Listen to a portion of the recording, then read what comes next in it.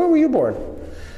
I was born in the General Hospital, 1929. Well, I started actually in Glidden Avenue. They had a little school up there. And my aunt was the principal of that school. And then I transferred to Celeron for the higher grades. Then when I got up to 8th grade, I transferred back to Lincoln, which was a junior high school at that time, and I finished at Jamestown High School.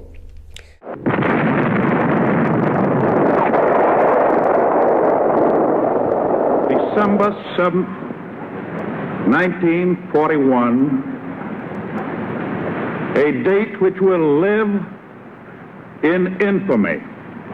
I was coming down the stairs in my house. There was a radio at the bottom of the stairs. That news came through on it. I said, oh my goodness. I was 12 years old. I said, oh my goodness, something awful has happened. I want to go right out and recruit a bunch of people with guns, you know. We were going to protect our little city.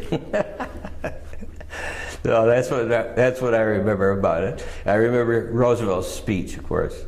So 3 months before Pearl Harbor, he enlisted in the Navy.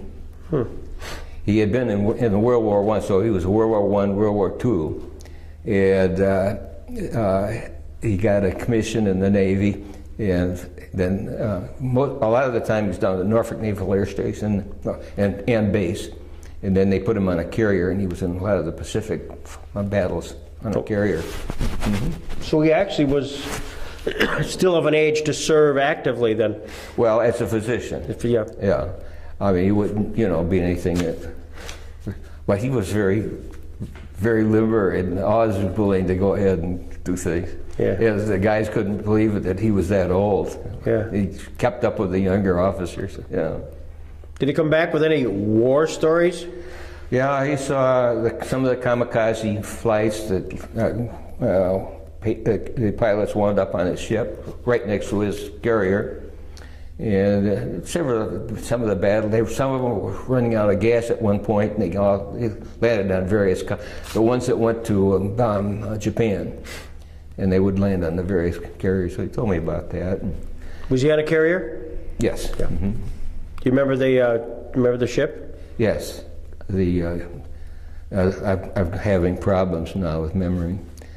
Cabot, USS Cabot. Cabot? Yeah, it was a destroyer carrier. It started out as a destroyer. It was one of the smaller carriers, but they were very fast, so they could get them places quickly. Yeah. So the war ends. Do you remember much about VE Day and VJ Day in Jamestown? Absolutely, I remember all about it. Yeah. I was down in Norfolk, staying with the family down and when they dropped the atomic bomb. And I said, oh boy, I know what's going to happen because I'd read about atomic things in comic books when I was growing up. I knew what atoms were and how strong, powerful things they were. And at VE Day, I was in school, and it came over the loudspeakers down in Celeron, I think it was. The Japanese have accepted our terms fully. That's the word we've just received from the White House in Washington. This, ladies and gentlemen, is the end of the Second World War. Down in Norfolk that time, the big main street was Granby Street. And I said, Dad, can I take the car out and look and watch what's happening? And I went out and they were all throwing up their hats, the sailor hats and everything. Just, the streets were mobbed with veterans. You would have graduated from Jamestown High School in 1947. I was admitted to Colgate University in Central New York. The rest of the story. I got to my senior year, first semester, and I started thinking about this. I said, if I graduate, I'll never make it into medical school. I don't have the grades for it. So I said, the only thing I know is to drop out of school and gather up my papers and things and start feeling about how am I going to do this. When you dropped out of school, you suddenly became draft eligible. Next day after I got home, I went to the draft board down at the Fenton Mansion. I said, oh, draft me as quickly as you can because I've got a job to perform with myself. And within a week and a half, I was on a bus to Buffalo for my physical examination. Then a train to Fort Dix in New Jersey. And my orders read ALA on it, and I said, boy, I'm going to go to Alaska. That's great. Wound up in Camp Rucker, Alabama. It was quite a surprise. We were going south instead of north. Yeah. And down there, I got into basic training, and I really worked hard. At night, I would go out and drill myself in close order drill. During the day, in other afternoons or free afternoons, I would go to the local day room. I'd pick up all of the field manuals that contained information for basic training, weapons, close order drill, etc. And I studied them. And I wound up giving class to the other recruits during basic training. The platoon sergeant noticed that I was interested in doing stuff like that, and he called on me to give classes. So at the end of the basic training, the division offered ability to go to 3 different organizations in Army if you wanted to do further Army work. One was paratroops, the other was Special Forces, and the third was OCS, Officer Candidate School. Paratroops were filled, Special Forces was filled, and the only way you could get into OCS, so they had plenty of places, but you had to go before a board of officers, and they looked over your review and everything, and you had a personal interview with them, and I was selected to go to OCS at Fort Knox, Kentucky, which is armor Coupled with the OCS fighting tanks. skill of the American So soldier, I finished stand that ready. in 3 months. I was a tank officer, 2nd lieutenant, and they put me in charge of recruits again, teaching recruits. I did that for about 3 months, got bored. I wanted further testing of my abilities, so I asked for Korea service. They quickly picked that up. I went to Korea on an airplane. I went up to Tacoma, and then they trained me up to Seattle, and I flew to flew to Japan, and spent about 3 days in Japan. Then they put me on another plane, took me to Busan, Korea. Put me on this old train, and we went to a little town called Yeongdeungpo, and it was I was astounded by how poor people were and how backward everything was. They used ox carts, and they had a threshing machine for rice that had a long belt, steam-driven machine. Right. And so off I went to a town called Chuncheon, which is in eastern Korea, and that was the division headquarters for the 45th Infantry Division from Minnesota. Ta-da! And from there they trucked me up to, I got in a Jeep, and they trucked me up to my final resting place, if I can refer to it as that. And that was a valley right next to the Heartbreak Ridge. Okay. So I had 3 tanks in Heartbreak Ridge in the Mundungni Valley, which is right next to it. And a trench line went up to the top of Heartbreak. I had one tank on Heartbreak, and the one tank just behind Heartbreak, they called the Overwatch position. So if they broke through, they still had a tank to catch them. And I was down there. We were under constant fire all the time we were down there. Lived in what we call hoochies, little bunkers. And I had 2 other bunkers beside my own down there. 5 men in the bunker, 1 tank crew. And next to it was an infantry bunker. And I talked to the infantry officer every day. Today we conferred with each other. He told me where he was going on patrol that night. We picked out firing points for me to shoot at, and he would go up there and he'd make contact, enemy contact, and he'd say, okay, it's on number 3. So I start bang, bang, bang, bang, bang, and number 3. I could see the rounds up because it was all direct fire. So at that time, the war was trench warfare, basically. Wow. And the North Koreans and Chinese troops had been held back by MacArthur. They finally worked their way down to the 37th parallel, and they couldn't go any further. We stopped them all when the Allied troops came in, Allied forces troops came in. So they were stuck there. And so it was just shooting back and forth at each other. And my bunker got hit by one of the rounds. It set it on fire, and I've got a picture in my folder of me holding the fins of the fire of the mortar. And another large mortar hit one of my tanks and curved in the top of the turret. And they had to take that fellow out to send him back. And I remember writing a letter to his family. So that was my experience there. Oh, they could see us, and we could see them, basically. And when I was there, Air Force planes would come over our trenches, and I'd get tears in my eyes because I was so happy to see those guys come on over.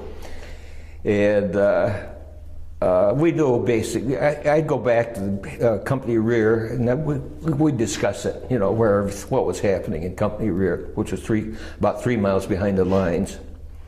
And so we knew all the time, and they were always hitting us with mortar shells filled with propaganda messages. And they'd float down, and I collected some of those, put them in my box. One fellow in the bunker, I was a black boy in my bunker, and he was always talking with some of the other guys, and they would laugh. They were having the best time. That made everybody else in the bunker happy. I worked on airplanes in World War II down in Norfolk. Father would never let me rest during the summer. He always got a job for me to work on, so I worked on the air base on assembly and repair, what they called it. Mm-hmm. Right. And segregation was there. They had their own drinking fountains, and they didn't have them as combat people. They were primarily service people during that war, but that changed right during that war, I think. Was that kind of an eye-opener to a kid from Jamestown, New York? Yes. One of my best friends was a black boy from where I live, close to where I live, Leroy Lattimore. And I knew the whole Lattimore family. And Leroy was just a nice guy. The family was a very high-class family. They delivered our papers. We all knew each other. And Leroy went into World War II, and for the first time in his life, he was treated as a race, segregated race. It just broke his heart. He finally committed suicide. Oh gosh. Yeah. Mm-hmm. This is a guy you knew up here in Jamestown? Absolutely. Yeah. We were good friends. Yeah. Yeah. How did you feel about that? I felt terrible. All of everybody that knew him felt terrible. Yeah. He was just a nice guy. Right as the armistice was approaching, and everybody knew it was coming. The North Koreans and Chinese knew it was coming. American troops and Allied forces knew it was coming. So immediately, about a week prior to the signing of the armistice, Korea and North Korea and Chinese started moving forward, trying to gain more and more territory. Things really heated up. The hill I was on was called Christmas Hill. The reason it was called Christmas Hill, because at night there were so many hits by artillery fire, it looked like a Christmas tree. Wow. So they took me out of the Mundangni Valley, and I had my own one tank. Up there was a Searchlight Tank on the top, and they gave me command of that tank. I don't know why. And so I and my tank crew were up there, and we were constantly being mortared, but never got injured. Close to on July 26th, the day prior to the armistice, I personally was shooting the cannon at a bunker across on the facing slope of the mountain, and I could see the rounds were hitting it, but doing nothing. So I didn't know what to do. And then suddenly, fog came in and kind of covered my telescope, but I couldn't assess the damage I was doing. So I took a sound-powered telephone, went up a trench line to the top of the mountain, looked in the binocular, the artillery binocular, and talking to my gunner, which took over my job while I was up there, I tried to direct fire through the sound-powered telephone, yeah. Which I did. And he did it, but I couldn't assess the damage it was doing very well. So I went back down through the trench, and I said, let me shoot the gun. So I took over the gun. And I could see the rounds exploding, so I asked the loader to put those on a slight delay each round, like a 300th of a second delay, so that they would penetrate into the bunker and then explode. Instead of penetrating in, they were ricocheting off the top of the bunker, and they would explode on the reverse slope of the mountain, right where people were walking around. Chinese troops were walking around. That got their attention very quickly. My gosh. So as I said, Sergeant Kapuscinski, would you bring me the binoculars that were in the little armor dump that we had close to the tank? Sure, Lieutenant, I'll bring them. So he picked them up and started toward it. I started to climb out of the tank. And I reached for him, and at that instant, my tank got hit by an anti-tank shell. Oh. I was halfway out of the tank.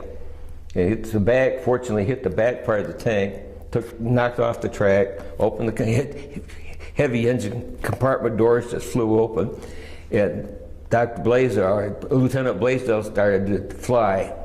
I thought, I knew I wasn't flying home, but I knew I was flying through the air. I landed on my belly, and Kapuscinski said, Lieutenant, I can't see. He was all bloody. I said, I'm going to go up to the battalion aid station, which is about 100 yards up the slope, and get medics down. I thought I was okay. I didn't have any pain. I just thought I was okay. The next thing I knew, I was lying on my back. A Puerto Rican soldier was cutting my clothes off. I said, where's my pistol? He said it was so badly damaged we just threw it down the slope. And they quickly brought down a Jeep with stretchers on it, piled Cap on one side and me on the other. It took us up to the battalion aid station. I was filled full of blood and plasma, antibiotics, bandaged, and they called in a helicopter, an old Bell helicopter built in Buffalo, New York. And they came in after us and they put me on one pod and Cap on the other pod and flew us to the MASH hospital. Now here's an interesting story. Got to the MASH hospital, got operated that night. They sent me down to next day they sent me to another city in Korea, then up to the airfield north of the Seoul, put me on a plane, flew me to Japan to the Osaka Army Hospital, where they operated on me, took all the shrapnel stuff out of me, and sewed up the wounds. And I was there for about 5 weeks, and I went back under limited duty after I recovered. No, what's the sensation? I just knew I'd been hit. The interesting thing was... Is it heat? I mean, do you feel... No, I didn't feel anything. It hit, and finally I was in the air. I remember hearing the round go off I'm sure it was from a recoilless rifle, anti-tank round in a recoilless rifle. Somebody carried it up the slope. And they didn't have any artillery at where I was. And after I got hit, I could smell a cordite, which was I knew that was a Chinese powder that they were using in their rounds. I knew I'd been hit by a Chinese round, and but I had no pain, actually no pain, until I got to the hospital in Japan. And that was quite painful after that. But they kept me sedated and bandaged.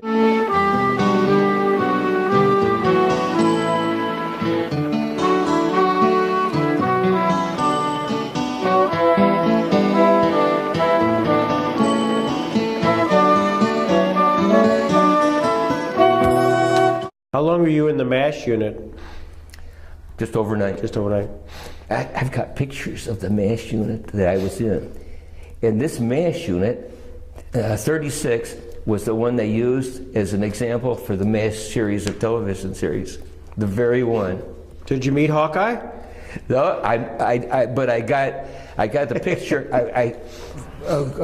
Researching through the computer, I got pictures of the Bell helicopter. I got pictures of 2 guys laying on a stretcher up there, the officer that took care of me. Then he wrote an article for 45th Division reunion. I got his name from that because he was at the very spot I was. He's the guy that took care of me. Oh my gosh. And then he wrote this article with the pictures and everything. And I finally found where he lived. He's still alive, and he lives out at the end of Long Island. Yeah. This is incredible. Yeah, it's incredible. Let me say, the series doesn't really reflect like that mesh. It was all business there. I resented it a little bit. Did you really? Yeah. I just wondered how you felt about it. Yeah. They thought it was a big game. I mean, they pictured it as a big game for everybody. It wasn't. It was strictly life or to death. Yeah. No fooling around. I went back for reserve training one time, and us guys, tankers, were invited to go to the Matsu Hospital on a party they were having. And they did have a party. And so we all put on because we were cavalry, we had eligible for yellow scarves. We all put on yellow scarves. Infantry's blue scarves.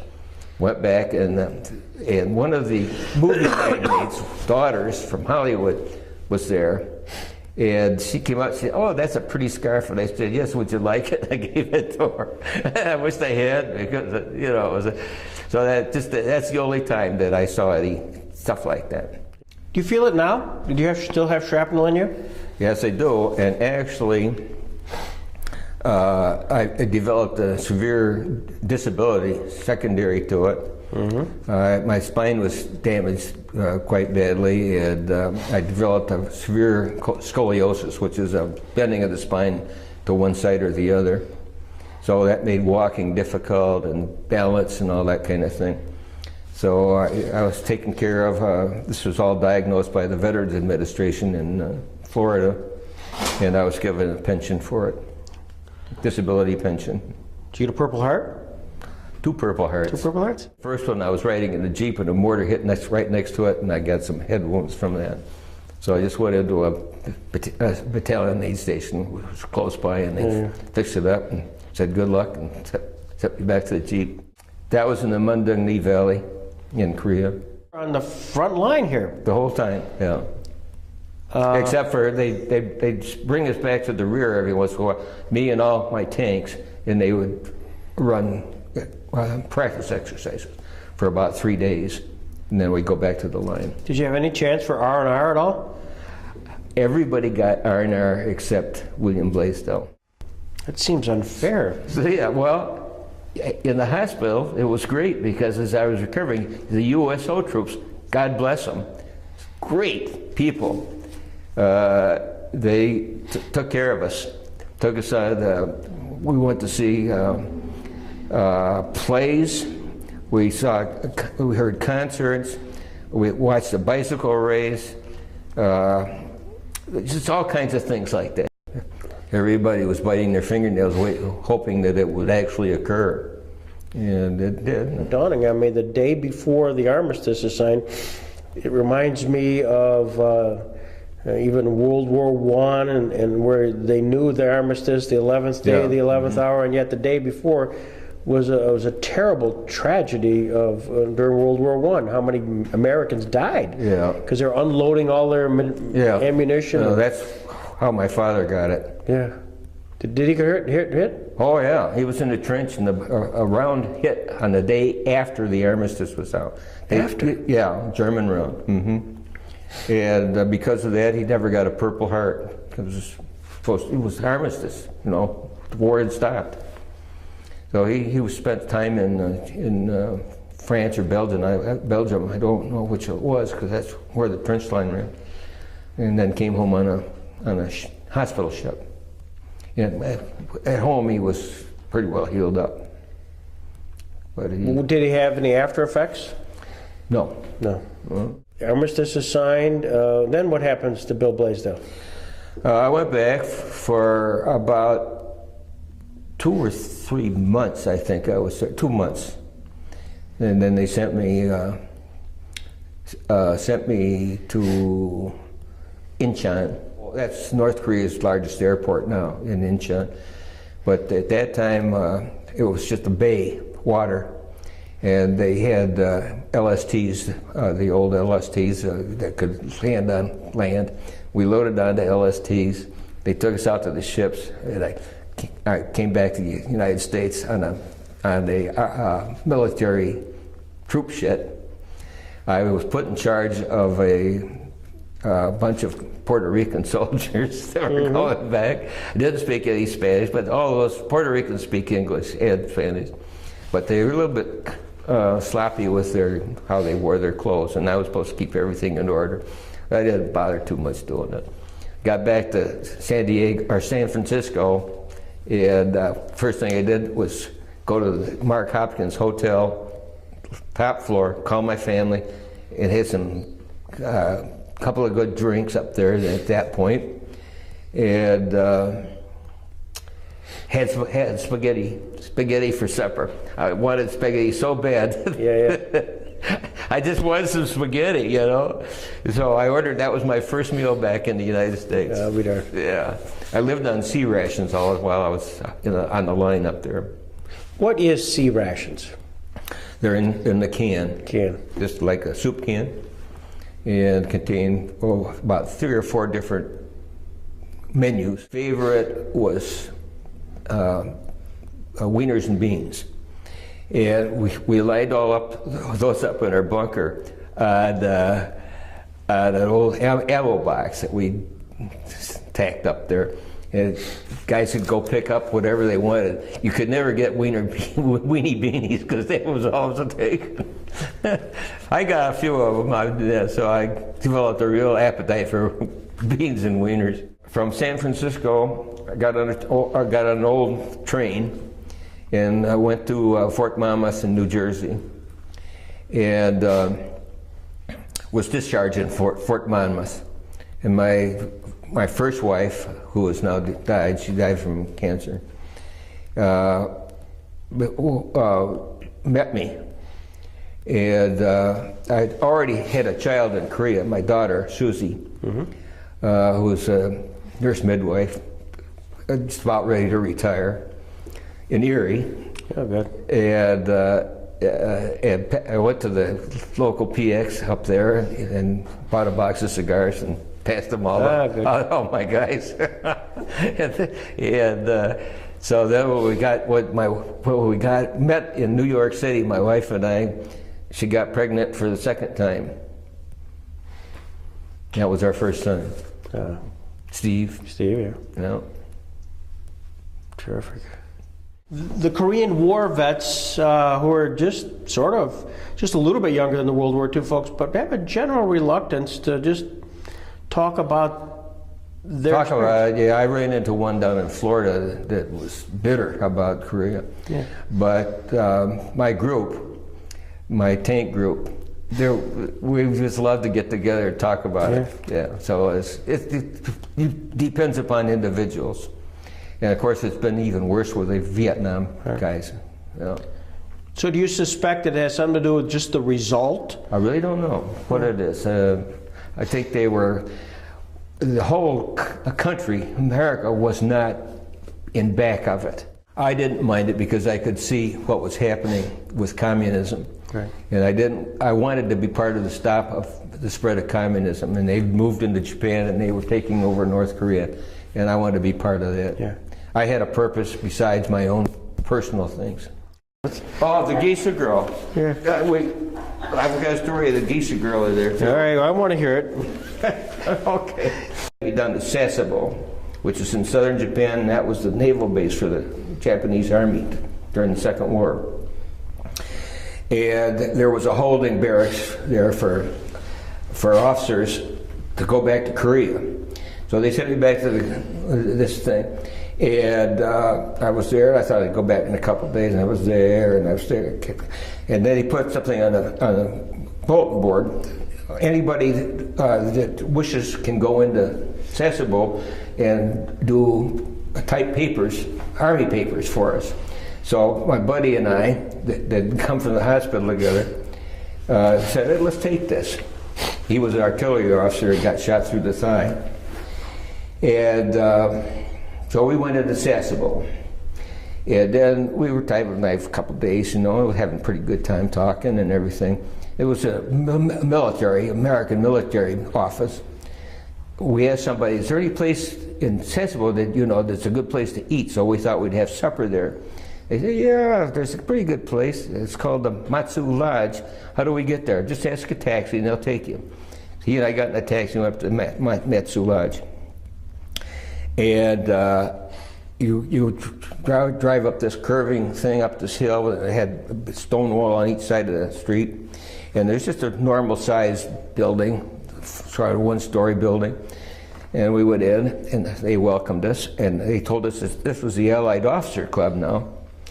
And so they gave us slippers to wear. You couldn't wear your shoes in. Went into a big room, and there was a line of girls that went along one wall.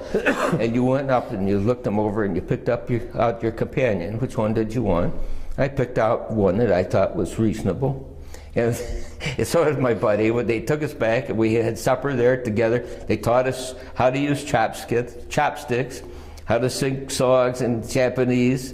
Shiana no Yoru, and we just had a wonderful evening there. And it was not a prostitute house, but I guess part of it could be if you requested it. But the part we were in was not. It was strictly geisha type girls, entertainment girls.